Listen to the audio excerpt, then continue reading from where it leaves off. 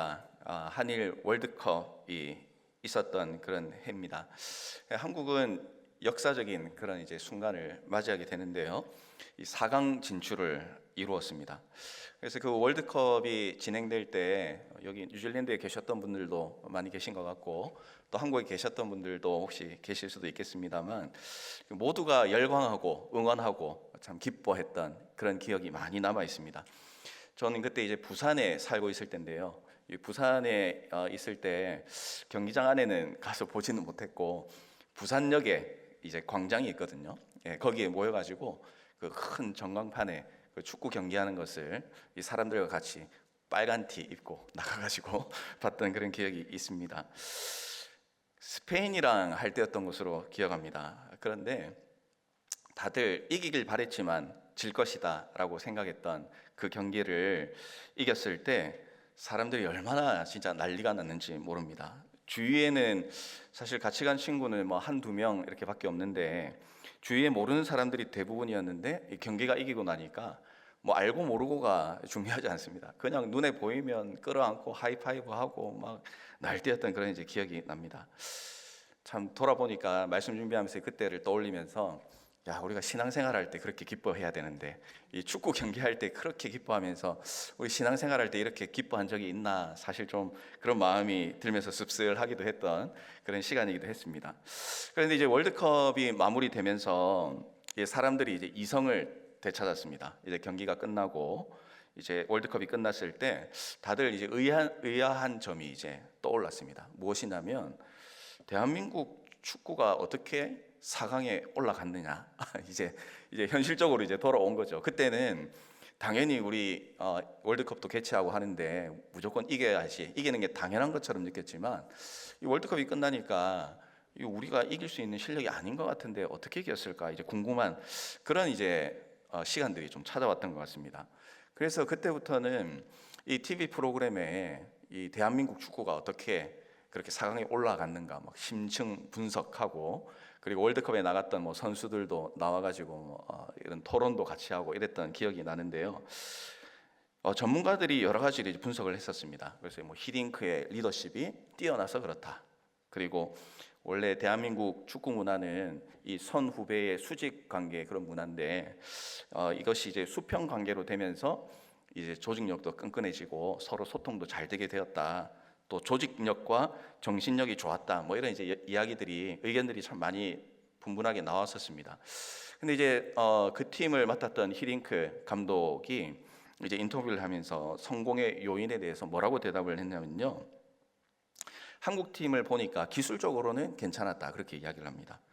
다들 기술이 없어서 기술이 좀 좋아졌나 그렇게 생각을 했는데 히딩크 감독은 기술을 끌어올리는데 그렇게 초점을 두지 않았더라고요. 그래서 그러면 어디에 초점을 두었나 보니까 이 한국 선수들이 체력이 부족하더라 이렇게 이제 자기는 진단을 했다는 겁니다. 그래서 자신이 감독을 맡고 나서 제일 중점적으로 여겼던 것이 무엇이냐면 기초 체력 훈련에 자신은 제일 큰 비중을 두었다 이렇게 이야기합니다. 그래서 그러면 그 체력 훈련을 위해서 어떤 특별한 프로그램을 준비했습니까? 이렇게 물어보니까 이렇게 이제 대답합니다. 달리기 그리고 산악 트레이닝 뭐 이렇게 대표적으로 이야기를 했다고 합니다. 우리는 이 엄청난 승리 또 발전 뒤에는 뭔가 대단한 비밀 훈련이 있을 것 같고 또 프로그램이 있을 것처럼 그렇게 이제 생각을 했지만 그렇지 않았습니다. 단순해 보이고 아주 기초적인 것 같은데 그 기초 체력 훈련에 집중하고 그리고 거기에 투자하게 되었을 때에 이 조직력과 그리고 어떤 소통이나 또 게임을 운영하는 그 모든 것들이 발전할 수 있었다라는 것을 이제 그 이야기를 통해서 깨닫게 된 것이죠. 이 말씀을 드리는 것은 우리의 신앙도 이것과 참 유사하다라는 생각이 들어서 그렇습니다. 신앙생활을 잘 할 수 있는 그런 신앙의 현장 또 섬김의 현장들이 우리 앞에 놓여져 있습니다. 그래서 어떻게 하면 우리는 더 발전하고 또 무엇을 새롭게 이렇게 새롭게 투자하고 뭔가를 프로그램을 통해서 발전시켜 나갈 것인가, 새로운 것을 시도할 것인가 이런 것들에 대해서 우리가 생각할 때가 참 많이 있는데요. 또 그런 것들을 목표로 두고 살아가다 보면 때로는 낙심되기도 하고 때로는 실패할 때도 있는 그런 삶을 살아갈 때도 참 많은 것 같습니다. 그런 이제 삶들을 우리가 겪으면서 때로는 힘들어하고 때로는 실패로 인해서 좌절감을 느끼기도 하지만, 특별히 이제 오늘 이 말씀을 살펴보면서 우리가 이 땅에서 신앙생활하며 하나님의 자녀로 살아갈 때 우리에게 주어지는 그런 상황과 환경 가운데서 어떻게 하면 흔들리지 않고 또 주님께서 맡겨주신 것을 온전히 해나갈 수 있는 그런 그리스도인 참 성도로 살아갈 것인가 하는 그런 이야기들을 오늘 예수님의 말씀을 통해서 다시 한번 새기고 깨닫는 그런 시간이 되기를 바랍니다.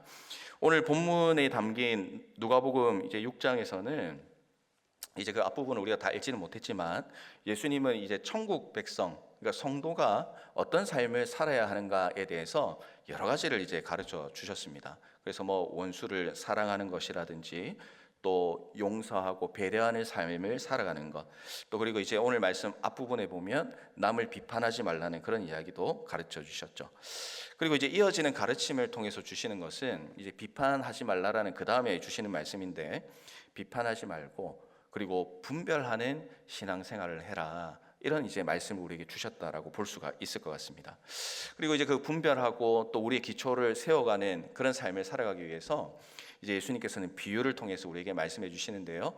이 두 가지의 비유를 잠시 살피고 또 우리의 기초를 세워가는 것이 중요하다는 것을 말씀을 통해서 확인하게 되었을 때, 특별히 오늘 이 저녁에 나에게 지금 부족한 기초가 무엇인가, 또 우리가 이제 올 한 해 특별히 하늘이 베이직으로 함께 했지 않습니까?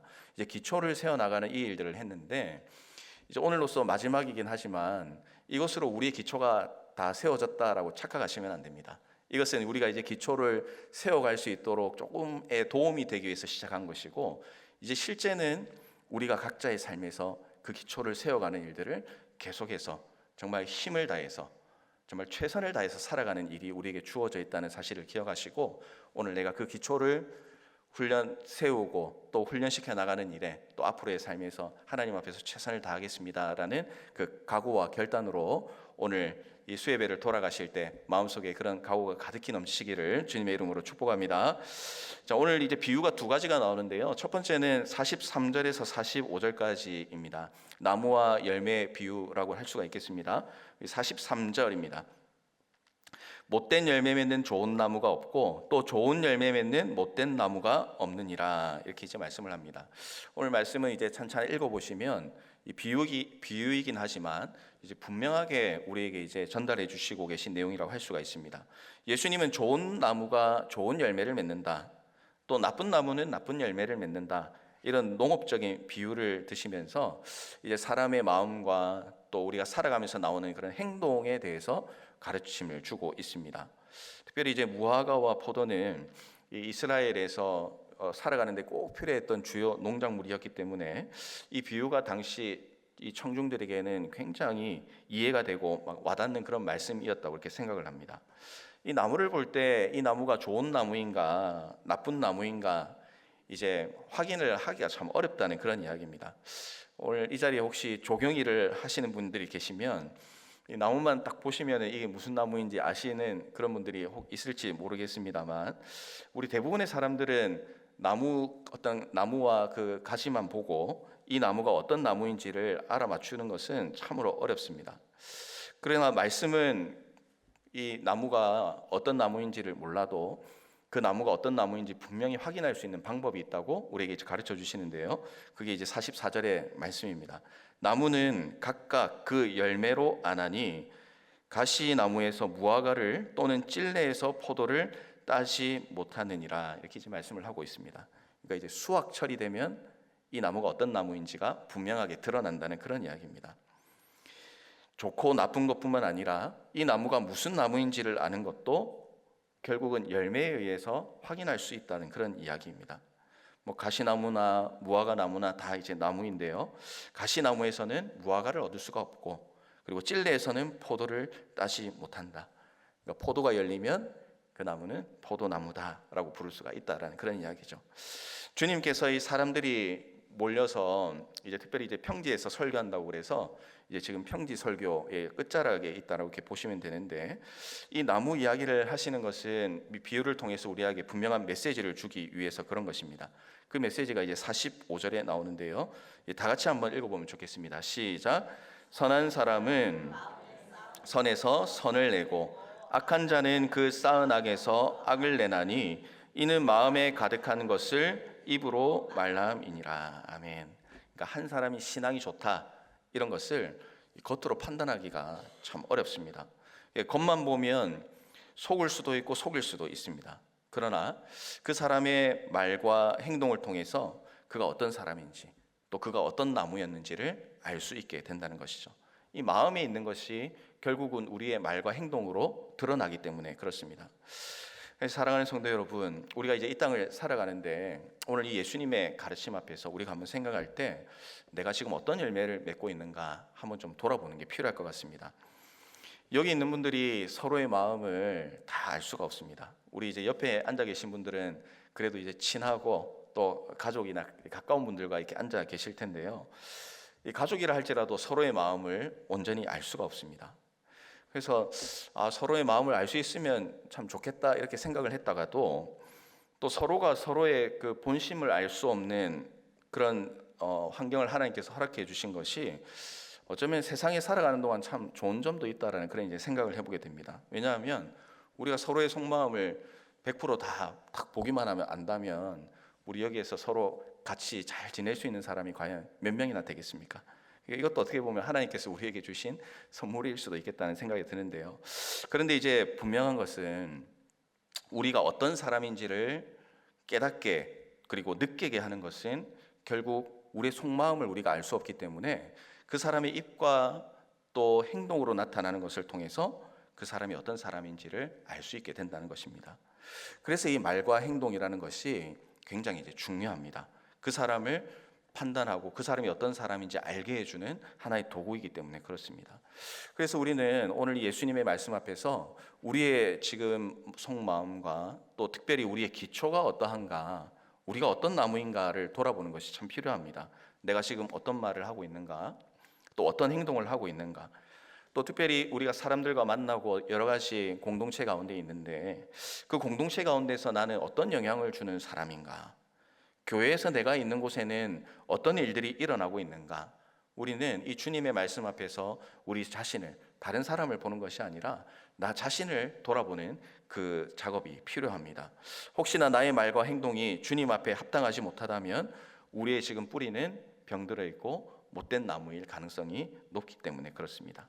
그래서 문제가 있다면 기초를 다시 세워야 됩니다. 또 체질을 바꿔야 됩니다.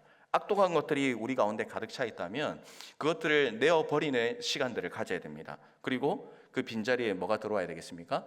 주님이 기뻐하시는 것으로, 주님의 말씀으로 우리의 영혼이 그 주님으로 가득 채워지는 그 작업들을 우리가 해나갈 때 우리의 삶의 말과 행동이 변화될 수가 있는 것입니다. 우리가 마음속에 기쁨이 가득 차면 우리의 입술과 우리 행동에서 뭐가 나오겠습니까? 기쁨이 나오는 것이죠. 우리 가운데 사랑이 가득 차 있으면 결국 사랑이 나올 수밖에 없는 것입니다. 주님의 마음이 우리의 내면에 새겨져서 우리가 살아가는 동안 우리의 말과 행동이 정말 주님이 사랑하시는 성도다라는 것을 증명하며 살아가실 수 있는 우리 그렇게 기초가 우리 주님으로 든든히 세워지시는 모든 성도님들 되시기를 주님의 이름으로 축원합니다. 이제 두 번째로는 이제 두 번째 비유가 나오는데요. 46절에서 49절 말씀인데 집을 짓는 비유가 나오고 있습니다. 예수님은 너희가 지금 내가 이야기하고 너희가 배운 것으로 그냥 묵상하는 것으로 알게 된 것으로 끝내지 말고 그것을 통해서 너희의 삶으로 나타나기를 원한다. 주님은 말씀하십니다. 특별히 세상의 유혹과 박해 앞에서 우리가 어떤 모습으로 지어져 가고 있는가를 돌아보는 것이 필요합니다. 오늘 이 말씀 46절에 보면 예수님을 따르겠다고 작정한 사람들이 분명히 있습니다. 그래서 너희는 나를 불러 주여 주여 하면서도, 그러니까 주님을 부르는 것이죠. 주님을 따르겠다고 작정한 사람입니다. 근데 이제 문제가 있습니다. 무엇이냐면 예수님께서 말씀하신 것을 따르고 행하지 않는 그런 주님만 부르는 사람들이 있었다는 것입니다. 부르기는 하는데 예수님이 말씀하시는 것을 행하지 않습니다. 그래서 이제 여기에 한 가지 비유를 더 주시는 것이죠. 48절 말씀인데요. 같이 한번 읽어볼까요? 시작. 집을 짓되 깊이 파고 주추를 반석 위에 놓은 사람과 같으니 큰 물이 나서 탕류가 그 집에 부딪히되 잘 지었기 때문에 능히 요동하지 못하게 하였거니와. 아멘. 말씀을 듣고 행하는 사람, 또 말씀을 듣고 행하지 않는 사람, 이 두 부류가 있는데 그 두 부류를 집으로 비유하고 있습니다. 그러니까 반석 위에 지은 사람, 또 다른 부류는 흙 위에 집을 지은 사람입니다. 이스라엘의 기후를 보면요, 평소에는 비가 많이 내리지 않다가 우기에는 비가 엄청나게 내리게 됩니다. 그래서 이제 홍수가 날 때도 있습니다. 근데 단순히 홍수가 와서 비가 많이 와서 집이 무너지는 게 아니라 이제 오늘 말씀해 보면 탕류라고 그렇게 표현을 하는데, 물이 막 넘치고 그러다가 이것이 어느 순간에 모이게 되면 급한 물살이 이제 생기게 되는 거죠. 이제 급류라고도 합니다. 이 거센 물살이 집을 막 치니까 기초가 약한 건물들이 무너지는 경우가 종종 있었던 것 같습니다. 그래서 집을 지을 때 땅을 깊이 파고 주추를 반석 위에 놓으면 흔들리지 않고 피해를 안 입는데, 그것을 기초를 제대로 하지 않으니까 그런 예상하지 못한 일들이 일어났을 때 완전히 집이 무너져 버리는 그런 일들이 일어나게 되는 것이죠. 이 비유를 통해서 주님이 말씀하시는 것은, 이 말씀을 듣고 행하는 사람은 반석 위에 지은 집이라고 했지 않습니까?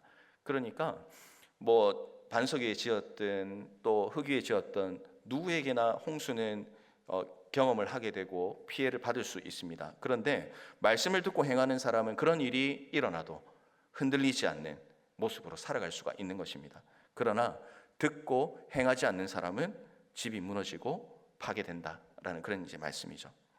그러니까 평소에는 문제가 없어 보입니다. 이제 지금도 우리 다 같이 정말 주님 앞에 예배를 드리고 있지만, 그러나 폭우와 홍수가 나면 기초가 든든한지 아니면 기초가 부실한지가 드러나게 된다는 이야기입니다. 믿음의 기초를 잘 다지는 것은 중요합니다. 믿음이 제대로 서 있을 때는 믿음의 삶을 살아갈 수 있습니다. 어떤 분들은 믿음으로 구원을 받는데 행함에 큰 의미를 둘 필요가 있습니까? 라고 이렇게 질문하는 분도 있습니다. 그러나 오늘 예수님의 말씀은 분명히 가르쳐 줍니다. 우리의 삶을 보면 우리가 어떤 나무이며 또 어떤 집을 지었는가를 알 수 있게 된다는 것입니다. 그래서 이제 기초를 단단히 하면 될 텐데 참 답답하다, 이런 이제 생각이 되는데, 왜 기초를 든든히 하지 않을까 이제 보니까, 이 기초를 단단히 하고 이렇게 제대로 하려면 돈도 많이 들죠. 시간도 많이 필요하죠. 힘도 많이 드니까 이제 그런 일들을 좀 잘 하지 못하는 그런 경우가 있는 것입니다. 그래서 요즘은 이제 규제들이 많이 있어가지고 그렇게 쉽게 기초를 부실하게 할 수는 없지만, 예전에는 그 인건비 뭐 이렇게 건물을 짓는 그 원래 원재료로 들어가는 그 비용을 줄여야 이득을 많이 받으니까 이 기초공사를 제대로 하지 않아 가지고 나중에 큰 문제가 일어나는 그런 일들이 종종 일어나기도 했었습니다. 그러나 강한 물줄기에 흙이 무너져 내리는 것처럼 기초를 다지지 못하면 큰 재앙으로 다가올 수 있습니다. 결국 우리가 이 땅을 살아가면서 예수님 잘 믿는 것처럼 보이며 살아갈 수 있습니다. 그러나 신앙의 기초가 단단하지 않으면 사탄 마귀의 공격 앞에 우리는 쉽게 넘어질 수밖에 없는 연약한 인생입니다. 그래서 우리는 늘 믿음의 기초를 점검하고 배우고 훈련해 나가는 것이 정말 이 땅을 살아가는 동안 어느 순간에 완성되는 것이 아니라 이 땅을 살아가는 우리의 그 모든 삶을 통해서 계속해서 기초를 든든히 세워가고 또 주님이 보시기에 아름다운 모습으로 지어져가는 그런 모습들이 우리의 삶 가운데 계속해서 일어나야 한다는 것이죠. 사랑하는 우리 성도 여러분, 우리의 모습이 어떠한지 다시 한번 돌아봤으면 좋겠습니다. 우리가 예수님 믿고 이 정도면 신앙생활 잘하고 있다고 생각하지만 우리의 삶에서 정말 아름다운 열매가 맺히고 있는지, 또 특별히 복음의 열매가 맺히고 있는지, 또 말씀의 열매가 맺히고 있는지 우리 기초부터 주님 앞에서 제대로 점검해 가는 것이 필요합니다. 아무리 사역을 열심히 하고 봉사를 열심히 하고 헌신을 열심히 해도 우리의 말과 행동이 선하지 못하다라고 하면 우리의 삶을 우리 주님께서 결코 기뻐하시지 않을 것입니다.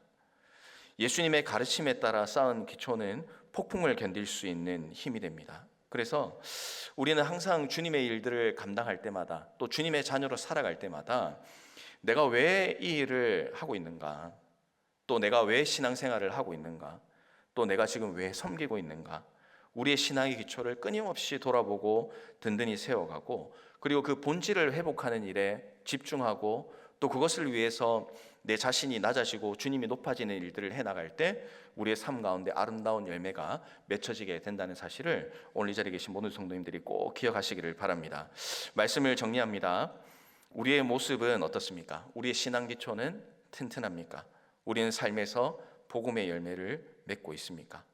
아무리 사역과 헌신을 열심히 해도 삶 속에서 선한 열매가 드러나지 않는다면 기초를 점검해야 된다고 말씀을 드렸습니다.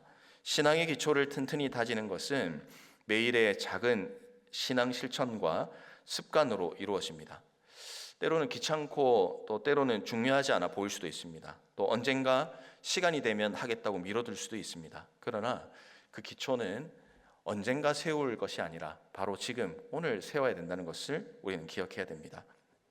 올 한 해 한우리 베이직을 또 통하여서 여러 가지를 배우시고 또 참여하셔서 정말 수고 많이 하셨습니다. 전도, 찬양, 기도, 또 우리 그 예배, 이 모든 것이 우리의 신앙의 기초입니다. 베이직을 했다고 해서 유지가 되는 것이 아니라고 했습니다. 이제부터가 시작입니다. 이 배운 것을 마음에 새기고 이제는 그것이 원동력이 되어서 계속해서 우리의 기초를 단단히 세워져가는 그런 일들을 계속해서 해나가시기를 바랍니다. 그래서 우리 삶 가운데 괴로운 일이 생길 때가 있습니다. 괴로운 일이 생길 때에 이 세상에서 답을 찾으려고 너무 노력하지 마시고 우리 주님 앞에 기도로 답을 찾으시는 인생이 되시기를 바랍니다. 우울한 일이 있습니까? 우울한 일이 있을 때에 세상의 노래와 클래식으로 위안 삼고 마음의 평안을 얻었다라고 이야기하지 마시고 찬송으로 기쁨을 회복하고 그 어려움들을 이겨나가는 모두가 되시기를 바랍니다. 우리의 삶의 목적이 모호할 때 우리에게 맡겨주신 사명이 무엇인가를 떠올려 보십시오. 우리에게 맡겨주신 그 사명, 이 전도를 통해서 한 영혼이 주님께 돌아오는 것을 경험하게 될 때 그때 우리는 우리가 이 땅을 살아가는 삶의 이유와 목적을 분명하게 발견하게 될 줄로 믿습니다. 이 예배의 기쁨은 교회에서만 누리는 것이 아니라 이 세상을 나가서도 우리의 삶의 그 모든 현장에서 이 예배의 기쁨을 누리는 성도로 살아가십시오. 그리하여서 정말 예수님이 기뻐하시는 열매를 맺는 예수님의 나무로 살아가시기를 바랍니다. 좋은 나무처럼 또 반석 위에 지어진 단단한 집처럼 날마다 신앙의 기초를 우리 주님 앞에서 점검하고 견고히 세워나가셔서 날마다 아름답고 선한 열매를 또 주님께 칭찬받는 그런 멋진 인생 살아가시는 우리 모든 성도님들 되시기를 주님의 이름으로 축원합니다.